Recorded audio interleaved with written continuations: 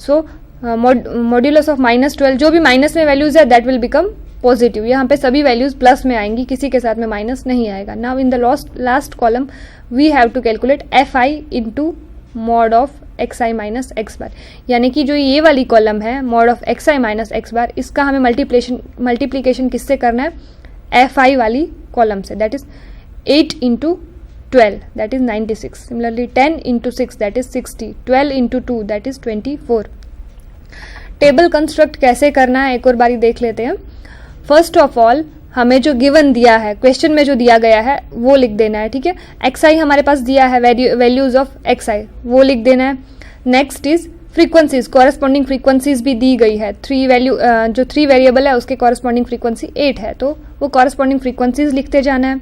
उन corresponding frequencies का total that is sigma fi, जो उसको हम n बोलते हैं. तो n हमारे पास कितना आएगा, यहाँ पे 44 आएगा. ठीक है, ये कैलकुलेट कर दिया.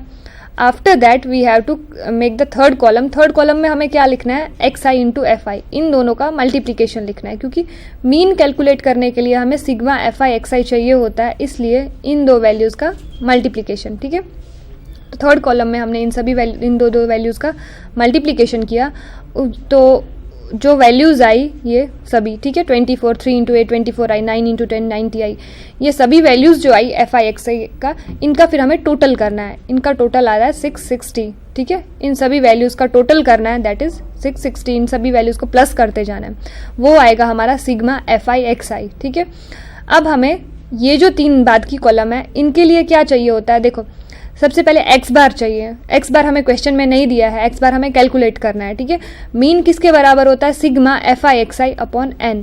तो सिग्मा fi xi हमारे पास आया 660, यानी कि इन सभी fi xi का total that is sigma fi xi divided by n. n हमारे पास दिया है दैट इज 44. तो 660 डिवाइडेड बाई 44 वो हमारे पास आता है 15. ठीक है, तो मीन हमारे पास कितना आया, 15 आया. ठीक है, now we have to calculate xi minus X बार.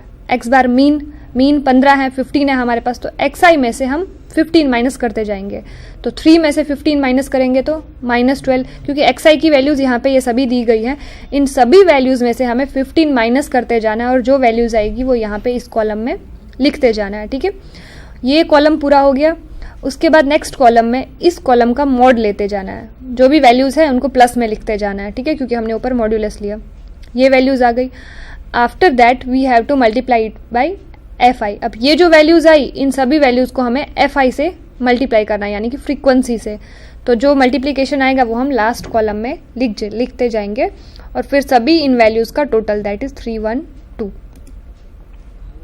फिर mean deviation from the mean. अब हमारे पास फॉर्मूला है, mean deviation from the mean is equal to delta X bar that is equal to 1/n sigma fi into modulus of xi minus X bar.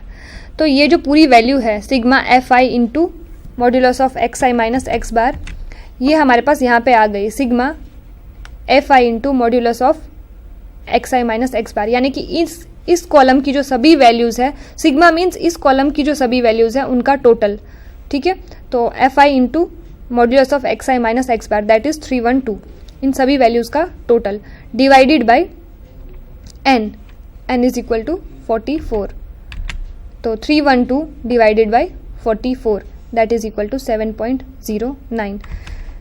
ये सभी values यहाँ तक तो हमें पता है. मीन फाइंड करने के लिए हम नॉर्मली यहाँ तक की वैल्यूज़ तो लिखते थे xi fi और fi इंटू xi.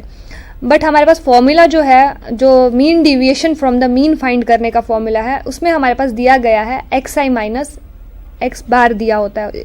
ठीक है, इसकी ज़रूरत पड़ती है, इसलिए हमें पहले मीन कैलकुलेट करने के बाद ये 3 कॉलम बनाने पड़ेंगे मीन कैलकुलेट करने के बाद. ठीक है, first one is xi minus X bar, then modulus of xi minus X bar. अगर हम चाहें तो हम ये कॉलम नहीं लिख सकते हैं, डायरेक्ट मॉड करके प्लस में सभी वैल्यूज़ लिख सकते हैं. बट पहला एग्जाम्पल है, इसलिए कन्वीनियंस के लिए हमने ईजी लगे, सिंप्लीफिकेशन के लिए हमने ये वाला कॉलम भी लिख दिया. अदरवाइज इफ़ यू लाइक तो हम ये वाला कॉलम निकाल के डायरेक्ट ये वाला कॉलम भी लिख सकते हैं. एंड आफ्टर दैट इस कॉलम को हमें fi से मल्टीप्लाई करना है, और फिर उन सब का total that is 312.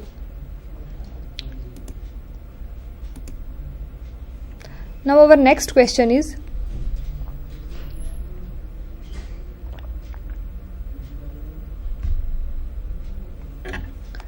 Compute the mean deviation from the mean for the following frequency distribution.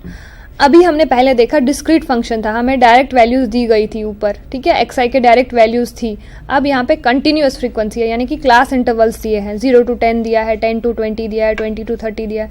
Class intervals जब भी हमें दिए हों तो हमें उसके मिड वैल्यूज फाइंड करने होते हैं, ठीक है। We will construct the following table like class, पहले कॉलम में हम क्लास लिखेंगे जो भी हमें क्लासेस दी गई हैं, 0 to 10, 10 to 20, 20 to 30, 30 to 40, जितनी भी क्लासेस दी गई है वो क्लासेस लिखेंगे पहले कॉलम में। नेक्स्ट कॉलम में जो कॉरस्पॉन्डिंग फ्रीक्वेंसीज दी हैं, जैसे 4 है, 6 है, 10 है, 20 है, ये कॉरस्पॉन्डिंग फ्रीक्वेंसीज लिखेंगे। After that in the third column, यहाँ पे हमारे पास थर्ड कॉलम में हम normally F I into X I लिखते थे ना, बट हम यहाँ पे हमारे पास एक्स आई नहीं दिया गया है, तो we have to calculate X I. What is X I? What will be the X I here? X I will be the mid values of this.